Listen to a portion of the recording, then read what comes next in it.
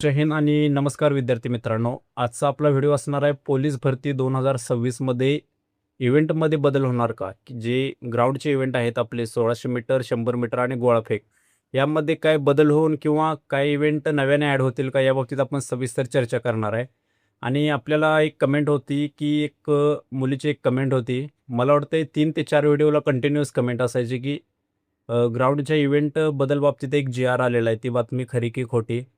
आणि भरपूर व्हिडिओला कमेंट आल्यामुळे आणि आपल्या चॅनलवर कमेंट येते त्याचं आपण निरसन करणार नाही असं अजिबात होत नाही.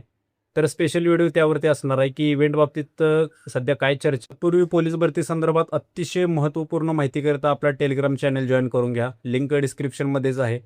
तर आपण येऊया व्हिडिओच्या मेन मुद्द्याकडे. तर सगळ्यात पहिल्यांदा आपण हे जाणून घ्यायचं आहे की यापूर्वी कधी अशी चर्चा होती का की इव्हेंट बदल बाबतीत की आता मागील 3-4 पोलीस भरती झाली. यामध्ये कधीतरी चर्चा अशी होती का की 1600 मीटर बदलून 2.8 किलोमीटर ॲड होईल किंवा लांब उडी समाविष्ट होतील. अशा चर्चा याआधी कधीसुद्धा नव्हत्या. तर या आत्ताच का आल्या? तर त्याच्यामागे काही एक 10% तर गोष्टी अशा आहेत की जे की बदल होऊ शकतात. जसं की 1600 मीटर ऐवजी कारण आपण मागील भरतीमध्ये बघितलेलं आहे की 2 भरतीमध्ये बघितलेलं आहे की 1600 मीटरमध्ये भरपूर विद्यार्थी ग्राउंडवरती एक्सपायर झालेले आहेत आणि 1600 मीटर इव्हेंट कसा आहे पूर्ण पोलीस भरती प्रक्रिया ही कमी कालावधीत पूर्ण करायची असल्यामुळे त्या हिशोबाने त्यांचं टाइम टेबल असते आणि त्यामध्ये विद्यार्थी डिहायड्रेशनचा शिकार वगैरे होतात. त्याचबरोबर म्हणजे 1600 मीटर इव्हेंट बाबतीत तर निर्णय होण्याची शक्यता मला तर वाटते.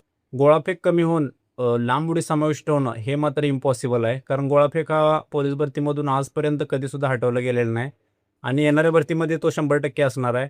परंतु 1600 मीटर बाबतीत 50-50% आहे. आधीच्या व्हिडिओमध्ये मी म्हटलं होतं की 30% बदलू शकतोय. परंतु 2.8 किलोमीटरसुद्धा इव्हेंट ॲड होऊ शकतोय. त्यामुळे आपली तयारी करताना आपण आणि तो इव्हेंट अगदी नॉर्मल असणार आहे. जे की 1600 मीटरमध्ये विद्यार्थी चांगला स्कोर घेतात त्यांच्यासाठी एकदम नॉर्मल असणार आहे. आणि हीच विद्यार्थ्यांची परिस्थिती बघून तो निर्णय बदल होईल असं माझं देखील एक मत आहे. त्याचं गुणविभाजन कसं असेल हे त्या बाबतीचा जी-आरच येईल. कारण एखाद्या इव्हेंटमधला एक मार्क जरी कमी करायचं म्हटलं तर स्वतंत्र जी-आर प्रसिद्ध केला जातोय आणि त्यामार्फत सर्व तुम्हाला माहिती दिली जाते की कसे मार्क्स आहेत किंवा कसे गुणविभाजन आपण म्हणू त्याला. तर कशा संदर्भातील गुणविभाजन आहे पूर्णपणे ते जी-आर मार्फत प्रसिद्ध केलं जातं. आतापर्यंत तशा बाबतीत कोणतीही माहिती नाही आणि माझा अंदाज आहे की 1600 metre event specially 1600 metre event बाबतीत काही बदल होऊ शकतो. परंतु गोळाफेकला अजिबात धक्का लागणार नाही. गोळाफेक आपल्याला आउट ऑफच करायचा आहे त्याशिवाय पर्यायच नाही आणि लांब उडी येणं मुश्किल आहे. लांब उडी समाविष्ट होणं खूप कठीण आहे. परंतु 1600 मीटर बाबतीत आपण जसं की बोललो चेंज होऊ शकतो. 2.8 किलोमीटरचा निर्णय नक्की 100% केला जाऊ शकतोय. त्या हिशोबानं आपली दोन्ही पद्धतीने तयारी करायची आहे.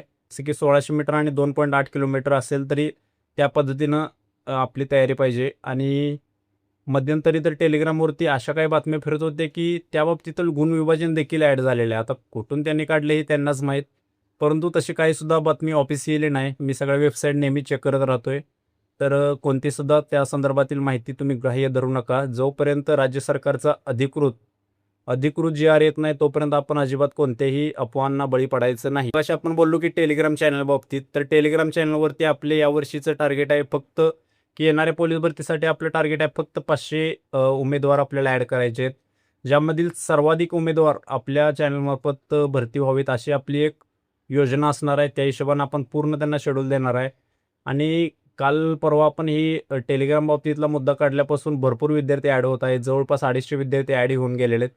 तर लवकरात लवकर जॉईन करा. कारण आपण 500च्या वर एकही उमेदवार घेणार नाही आणि त्या उमेदवारातूनच जास्तीत जास्त कसे आपल्याला सिलेक्शनमध्ये म्हणजे पोलीस करता येतील हे आपलं टार्गेट असणार आहे. आजचा हा छोटा आणि महत्त्वपूर्ण व्हिडिओ तुम्हाला कसा वाटला नक्की कमेंट करा आणि त्यामध्ये नेक्स्ट व्हिडिओ कोणत्या टॉपिकवरती असावा हे नक्की कमेंट करायचे. मला माहिती आहे की पोलीस भरती रिक्त पदे त्याचबरोबर वयवाढी संदर्भातील असतील, जिल्हा निवड, शूज बाबतीत प्रत्येक इव्हेंटवर म्हणजे प्रत्येक टॉपिकवरती आपला व्हिडिओ असतो आणि यामार्फत आपला एकच प्रयत्न असतो की तुमची प्रत्येक समस्या सॉल्व्ह केली जावी. आजच्या व्हिडिओमध्ये एवढी माहिती पुरेशी आहे. नेक्स्ट व्हिडिओ कोणत्या टॉपिकवर असावा नक्की कमेंट करा. भेटू नेक्स्ट व्हिडिओमध्ये. तोपर्यंत सर्वांना जय हिंद.